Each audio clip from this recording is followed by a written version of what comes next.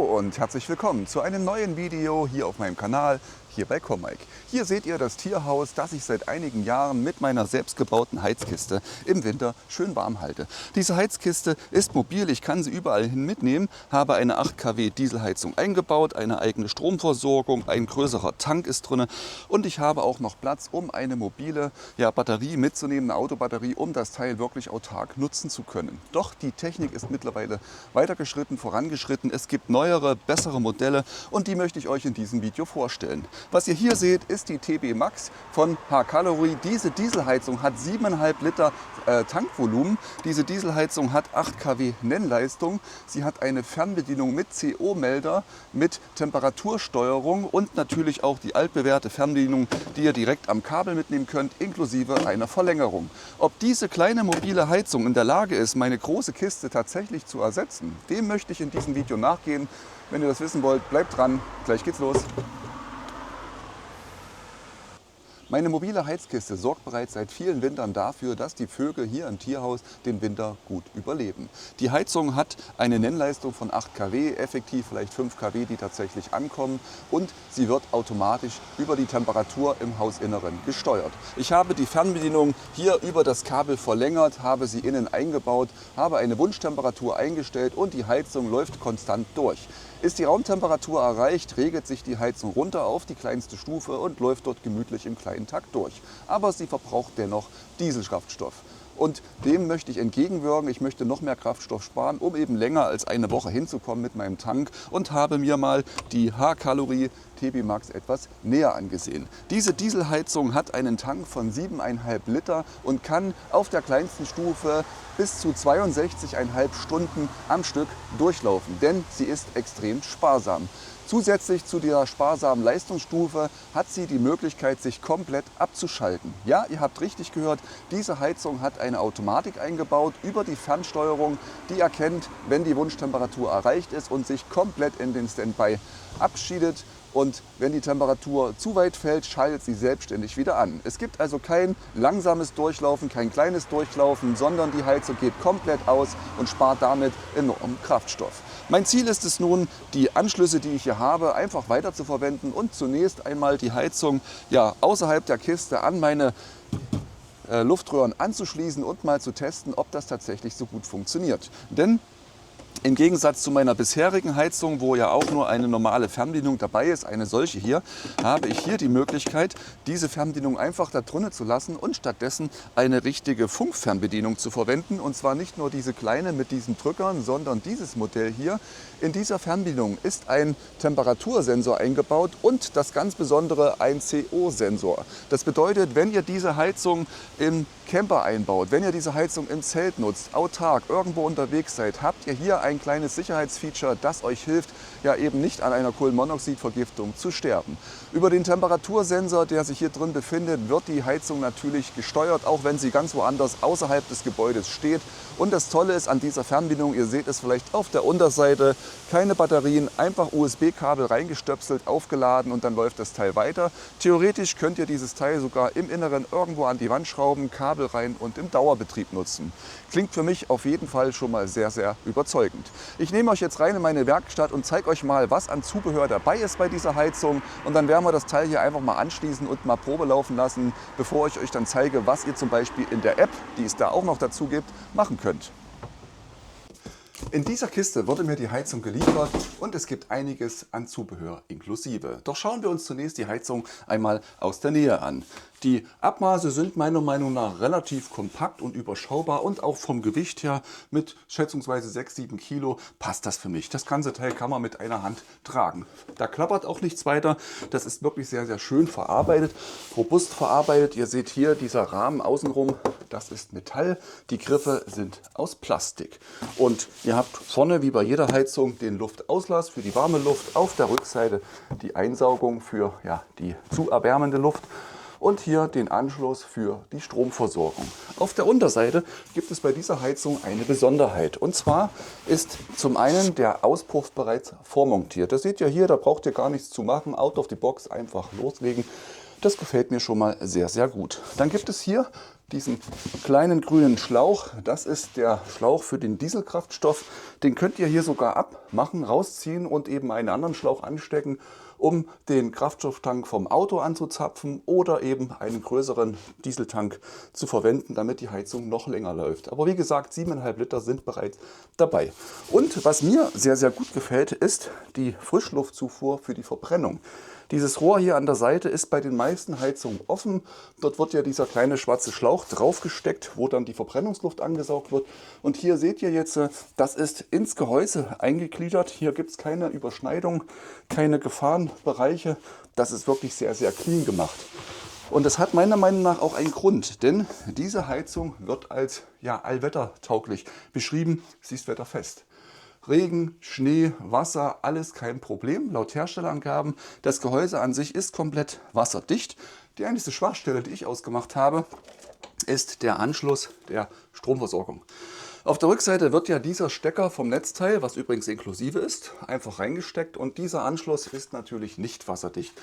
Da müsst ihr euch was überlegen, damit das Ganze wasserdicht bleibt, falls ihr diese Anlage außerhalb vom Fahrzeug, außerhalb vom Haus oder wo auch immer ihr das Teil nutzen wollt, installiert. Ihr könnt natürlich alternativ zur Schuko-Stecker-Variante 220 oder 110 Volt, beides ist möglich, auch eine Batterie anschließen. Das Kabel ist natürlich auch mit inklusive, einmal der Stecker für die Heizung und einmal die beiden Anschlüsse für eure Batterie. Ungefähr mit 10 Ampere Anlaufstrom müsst ihr rechnen für die Glühkerze zum Vorlaufen. Wenn die Heizung einmal läuft, ist der Strombedarf doch relativ gering. Da braucht ihr gar nicht so viel vorsorgen. Was gibt es noch dazu? Ein weiteres Kabel und zwar für die Fernbedienung. Die Fernbedienung ist hier oben eingebaut, finde ich sehr schön. Ja. Soweit auch spritzwassergeschützt, möchte ich es mal nennen. Diese Fernbedienung kann ich herausziehen und sie ist hier über diesen Stecker hier unten mit der Heizung verbunden und ich kann, wenn ich diese Fernbedienung doch woanders installieren möchte, vielleicht im Haus, denn da gibt es ein paar mehr Funktionen, mit dieser Verlängerung, das wird ein knapper Meter sein vielleicht, irgendwo anders noch mit installieren. Wer es braucht, wunderbar. Wer es nicht braucht, ist auch okay, denn ihr könnt diese Heizung neben dieser Fernbedienung natürlich auch über die App steuern. Das zeige ich euch gleich, wie das funktioniert. Und das absolute Highlight bei dieser Heizung ist natürlich die Fernbedienung. Hatte ich euch vorhin schon gezeigt. Fernbedienung einschalten, habt ihr hier auf dem Display die Anzeigen drauf. Ich hoffe, man kann das erkennen. Ihr habt den Temperatursensor, den CO-Sensor, ihr habt eine Stromversorgung drauf und ihr könnt die Heizung komplett über diese Fernbedienung steuern. Die Heizung steht draußen im Allwetterbereich und die warme Luft wird über diesen Schlauch in das Haus hinein transportiert. Ihr müsst nicht rausgehen, um irgendwas zu regeln. Das funktioniert bequem aus dem Inneren heraus. Finde ich wirklich klasse, finde ich wirklich sehr schön. Tja, den Warmluftschlauch habe ich einmal in der Hand, möchte ich euch natürlich auch zeigen. Dieses Teil kann verlängert, gebogen, wie auch immer werden. Ist jetzt nicht so lang, also bis ins Haus rein würde das zum Beispiel nicht reichen, würde zu knapp sein. Hier gibt es aber passende Adapterschläuche oder einfach gleich längere Schläuche. Meiner Meinung nach müsst ihr aber auf jeden Fall darauf achten, dass diese Anschlüsse, die die Heizung haben und auch die Rohre nicht einheitlich sind. Ich habe ja mittlerweile 3, 4 Heizungen hier schon mal installiert, laufen lassen, woanders eingebaut und hatte jedes Mal eine 75er Durchschnitts- oder Querschnittsgröße gehabt, also 75 mm, 7,5 cm. Das hier sind 90. Ja, und 90 passt hier wunderbar drauf. Meine bestehenden Schläuche haben alle 75, kann ich nicht direkt miteinander verbinden. Dafür braucht ihr dann einen Adapter. Dieses Teil zum Beispiel habe ich bestellt, hat mich 6, 7 Euro gekostet. Schlimm war eher der Versand, denn direkt aus China war das fast eine Woche unterwegs. Wird vorne aufgesteckt und dann kann ich hier einen 75er Schlauch anschließen. Was ich leider nicht kann, ist eine Muffe draus basteln, denn die sind gleich groß. Tja, für den Warmluftschlauch gibt es noch einen Diffusor mit dazu. Diesen hier, den könnt ihr fest installieren, sind Schraublöcher vorgemerkt. Der wird dann einfach hier draufgesteckt von hinten und dann könnt ihr die Luft dahin drehen, wo ihr sie gern haben möchtet. Die warme Luft, die kommt hier vorne raus, die kalte, kühle, zu erwärmende Luft wird hinten eingesaugt und die Abgase müssen natürlich auch sicher entsorgt werden. Und dafür kommt ein Abgasschlauch in Betracht. Dieser 60 cm Schlauch ist im Lieferumfang inklusive. Der wird dann auf das Abgasrohr, was sich ja hier an der Seite befindet, einfach nur aufgesteckt und mit einer Schelle befestigt. Ja, hier außenrum die Schelle. Damit das Ganze auch wirklich dicht ist, empfehle ich euch hier Auspuffmontagepaste zu verwenden. Sowas hier zum Beispiel. Diese hier, die Paste wird um den Auspuff herum geschmiert, dann kommt das Rohr rüber. Achtung, es darf nichts in das Rohr reinkommen, das würde die Abgaswege blockieren. Wenn das Rohr sich dann erhitzt durch die Abgase, und das können gerne mehr als 100 Grad werden, dann brennt sich diese Paste ein, die wird knüppelhart und sorgt dafür, dass der Auspuff wirklich dicht ist. 100 Grad, habe ich gerade eben gesagt, ist eine Hausnummer, um den Schlauch, das Rohr hier zu schützen, wenn das an irgendwelchen brennbaren Bereichen vorbeigeht. Ja, empfehle ich euch solche Schutzschläuche. Da gibt es die verschiedensten Ausführungen, die werden einfach drüber gezogen und sorgen dafür, dass das Abgasrohr ein bisschen entkoppelt ist und hier nichts weiter passieren kann. Zusätzlich gibt es natürlich auch noch den Schalldämpfer, diesen hier, wird ebenfalls ans Rohr angeschlossen. Der sollte auf jeden Fall außen angeschlossen werden, denn dieses kleine Loch hier unten, nach unten wird das installiert, da kann das Kondensat ablaufen. Die Heizung verbrennt und bei der Verbrennung entsteht auch Flüssigkeit, die wird über die Abgase mit hinausgeströmt. Und wenn die Abgaswege zu lang sind, wenn sie zu viele Kurven haben, wenn da irgendwas verstopft ist, dann sammelt sich die Feuchtigkeit schon im Inneren, alles verlottert, alles verrußt. Deswegen hier immer dafür sorgen, Gefälle nach unten, dass es ablaufen kann. Bevor ich die H-Calorie TB Max nun draußen an meiner Heizkiste anschließe und prüfe, ob der Kraftstoffverbrauch wirklich so gering ist und ob sie wirklich die notwendige Leistung bringt, möchte ich noch kurz über das Thema Sicherheit reden. In einem meiner letzten Videos habe ich euch ja gezeigt, wie ich eine solche Heizung, die H-Calorie HBH2, in den Wintergarten eingebaut habe, also im Inneren eines Gebäudes. Und dazu haben mich jede Menge Kommentare unter dem Video erreicht, die das Thema Sicherheit angesprochen, sogar hinterfragt haben. Und ich bedanke mich an der Stelle wirklich mal riesig bei euch, die ihr das geschrieben habt, denn für mich waren ein paar Sachen dabei und sicherlich für den einen oder anderen waren auch ein paar Sachen dabei. Deswegen jetzt hier im Video einfach mal zur Klarstellung, diese Heizung birgt doch Risiken, wenn man sie nutzt. Insbesondere, wenn man sie in Innenräumen benutzt, die schlecht belüftet sind. Denn der Kraftstoff, der hier verbrannt wird, erzeugt giftige Abgase. Kohlenmonoxid, Kohlendioxid, Stickstoffe, alles Mögliche, was da erzeugt wird. Und wenn das Abgassystem, der Auspuff, nicht wirklich dicht angeschlossen ist, dann kann es zu Vergiftungen kommen, die bis zum Tode führen können. Das müsst ihr unbedingt berücksichtigen. Deswegen idealerweise wird eine solche Heizung im Außenbereich installiert und nur der Warmluftschlauch ins Innere geführt. Wenn das aus welchen Gründen auch immer nicht funktioniert, so wie es bei mir gewesen ist, dann müsst ihr unbedingt darauf achten, dass die Abgaswege frei sind, dass sie kurz sind, dass ein Gefälle vorhanden ist und dass sie vor allen Dingen dicht sind. Und auf Nummer sicher gehen solltet ihr auf jeden Fall entweder über die Fernbedienung mit einem CO-Sensor oder ihr habt einen großen Messer, zum Beispiel diesen hier, den ich auch sehr, sehr gerne verwende. Dieser CO-Messer und gleichzeitig Rauchmelder, der hier drin steckt, sorgt dafür, dass ich rechtzeitig gewarnt werde, wenn doch Gase entweichen. Denn CO hat die blöde Angewohnheit, eben nicht zu riechen. Man merkt es erst, wenn man eingeschlafen ist, sprich, wenn es zu spät ist.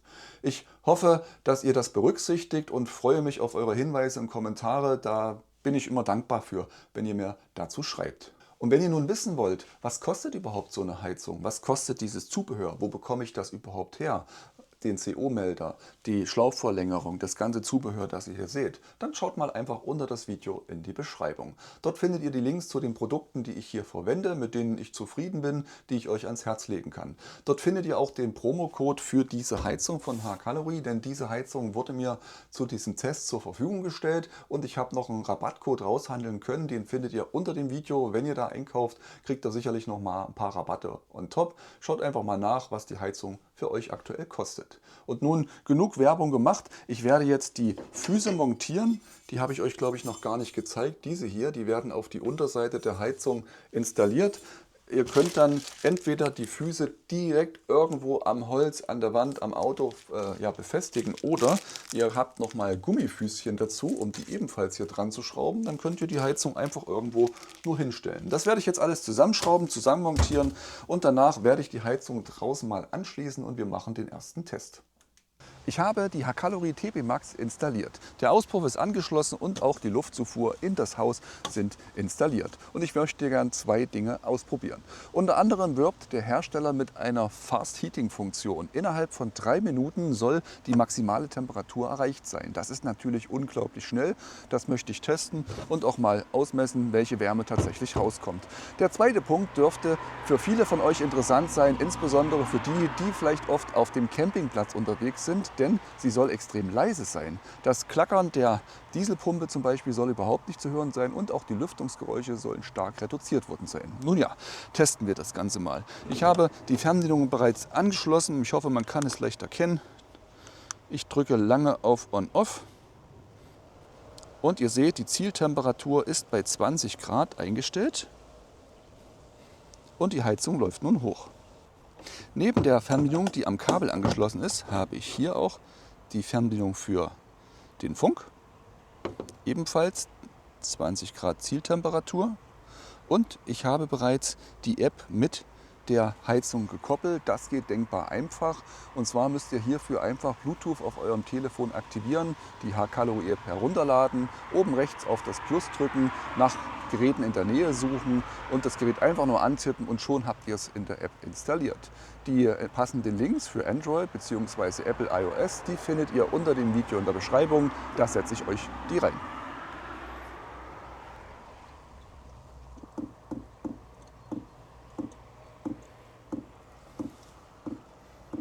Das, was ihr jetzt hört, ist das Klacken der Heizungspumpe. Es klingt nicht mehr so laut, so blechern, eher dumpf, aber es ist meiner Meinung nach immer noch zu hören. Was sagt ihr? Schreibt mir mal einen Kommentar unter das Video.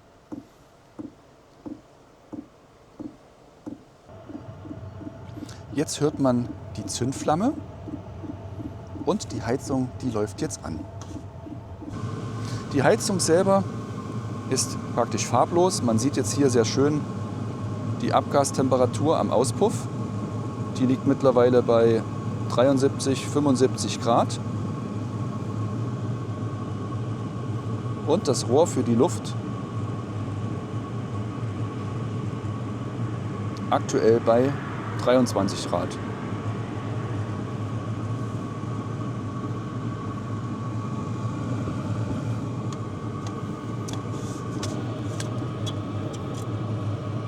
Man merkt es.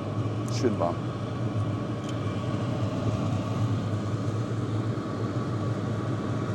Kleiner Prick in die Brennkammer. Über 160 Grad. Die Heizung läuft nun ungefähr 10 Minuten und die Temperatur ist durchaus in Ordnung. Da kommt richtig schöne warme Luft raus und von der Lautstärke, sie ist nicht geräuschlos. Nein, das ist sie nicht. Das Klackern der Pumpe, ich gehe mal ganz nah ran mit meinem Mikrofon. Ich höre es nicht mehr. Ich höre es tatsächlich nicht mehr, aber die Lüftungsgeräusche. Die Geräusche vorne vom Luftschlauch als auch von den Abgasen, die sind zu hören. Am Auspuff könnt ihr noch ein bisschen basteln. Da gibt es bessere Modelle, die deutlich lärmreduzierter sind. Aber am Lüftungsschlauch könnt ihr nicht wirklich viel machen, außer den vielleicht noch mal zusätzlich zu dämmen. Ich werde euch jetzt noch zeigen, was ihr in der App alles anstellen könnt, um dieses Teil zu steuern. Hacalory bietet eine eigene App für die hauseigenen Dieselheizungen. Hier könnt ihr mehrere Heizungen miteinander verknüpfen. Über Bluetooth ist das gar kein Problem. In den Einstellungen könnt ihr gar nicht viel tun, außer dem Passwort festlegen und eben umzuschalten zwischen Grad Celsius, Grad Fahrenheit bzw. Fuß und Metern für die Höhenangaben. Ansonsten habt ihr die Möglichkeit, noch eure Sprache auszusuchen und die Handbücher, Benutzerhilfe und dergleichen ist ebenfalls direkt in der App integriert. Zur Nutzung der Heizung gibt es verschiedene Möglichkeiten. Ihr seht hier, ich habe 20 Grad als Zieltemperatur eingestellt und unten ist rot markiert der automatische Start-Stopp. Das bedeutet, dass die Temperatur auf 20 Grad gehalten wird. Fällt sie darunter, springt die Heizung automatisch an und heizt wieder. Liegt sie darüber, die Raumtemperatur, dann schaltet sich die Heizung in den Standby ab. Unter der Zieltemperatur findet ihr noch einige Daten von der Spannung bis zur aktuellen Raumtemperatur. Den automatischen Start-Stopp kann ich natürlich auch herausnehmen und die Heizung manuell betreiben. Hier kann ich entweder nur lüften, also den Lüfterbetrieb nutzen, oder ich schalte auf Heizen, bestätige die Anfrage und kann hier über Plus und Minus die Heiztemperatur einschalten. Die H-Calorie TB Max hat sich selbstständig heruntergefahren. Die Zieltemperatur ist erreicht, die Heizung fährt stückweise nach unten und hat sich nun komplett abgeschalten, läuft aber noch im Standby. Wenn die Temperaturen fallen, würde sie automatisch wieder anspringen und wieder zur Zieltemperatur hochheizen. Das hat mich auf jeden Fall überzeugt, das funktioniert und spart auf jeden Fall auch Kraftstoff. Die Verarbeitung finde ich solide. Der Korpus ist schön, das Design gefällt mir und die Schrauben, die Kanten und dergleichen. Es ist nicht perfekt, aber es ist zweckdienlich und es hat eine meiner Meinung nach durchaus gute Qualität. Was mir nicht so ganz gefällt, ist die Wettertauglichkeit über dieses Netzteil. Ihr seht es jetzt hier an meinem Provisorium. Hier besteht irgendwo das Risiko, dass Wasser eindringt. Da würde ich dann entweder einen Gummilappen rumbauen, also eine Gummiabdichtung, oder ich würde die Heizung aufschrauben und das Kabel im Inneren der Heizung fix montieren, um eine Wetterfestigkeit, eine Wasserdichtigkeit herzustellen. Ansonsten, die Funktionen der App sind nach wie vor toll. Das ist nicht überladen. Alles, was ich brauche, habe ich dort auf einen Klick. Und auch der 7,5 Liter Tank, der bis zu 62,5 Stunden Laufzeit ermöglichen soll, ist ein großer Fortschritt für mich. Eine zusätzliche Stromversorgung brauche ich hier immer noch. Das heißt, eine Batterie oder ein Netzstecker muss in der Nähe sein, um diese Heizung zu betreiben. Bedeutet, ich kann auf meine große Kiste nicht ganz verzichten, aber ich könnte sie kleiner machen. Was sagt ihr dazu? Gebt mir doch mal einen Kommentar unter das Video. Was haltet ihr von der TB Max Heizung? Was haltet ihr generell von diesen Dieselheizungen? Welche Ideen habt ihr? Wo würdet ihr diese Heizung einsetzen? Wo würdet ihr sie auf keinen Fall einsetzen? Schreibt mir gerne einen Kommentar. Und wenn euch das Video gefallen hat, gebt mir den Daumen nach oben für dieses Video. Abonniert meinen Kanal, um die folgenden Videos nicht zu verpassen. Und denkt dran, Rabattcode mit dem Zubehör, das ihr hier einheimsen könnt. Das alles findet ihr unter dem Video in der Beschreibung. Ich danke euch fürs Zuschauen, freue mich schon auf das nächste Video mit euch. Macht's gut. Ciao.